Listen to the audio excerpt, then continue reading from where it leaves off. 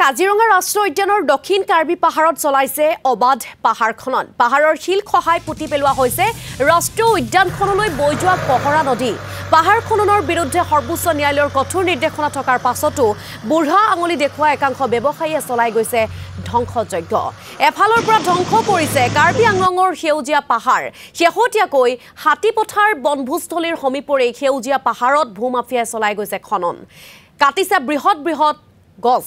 বন বিভাগৰ চকুৰ সন্মুখতে বন ধ্বংস অব্যাহত আছে যদিও চকুমুদা কুলিৰ ভাৱত আছে বন বিভাগ। কাজিৰঙাৰ অধিকাংশ পাহাৰতে ভূমাফিয়াৰ দপদপনিৰ বিৰুদ্ধে বিভাগে কিয় কোনো ধৰণৰ ব্যৱস্থা গ্ৰহণ কৰা নাই সেয়াও এতিয়া ৰহস্যৰ আৱৰ্তত।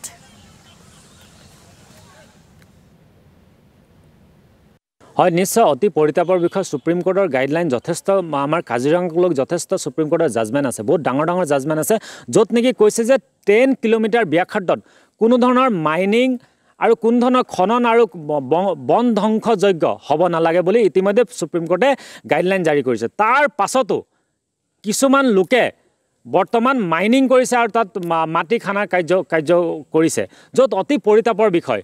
কথা হ'ল যে তাত যিহেতুকে ফৰেষ্ট ডিপাৰ্টমেণ্ট আছে আৰু কাজিৰঙা এটা চেঞ্চিটিভ এৰিয়া, গভৰ্ণমেণ্টৰ নিশ্চয় কাজিৰঙাৰ প্ৰতি চকু আছে। যিসকল লোকে তাত খনন কাৰ্য কৰিছে সেইসকল কোন হয়, সেইসকল কাৰ স্বাৰ্থত আৰু কোনে তেখেতলোকক নিয়োগ কৰিছে, এইটো এটা ডাঙৰ প্ৰশ্ন।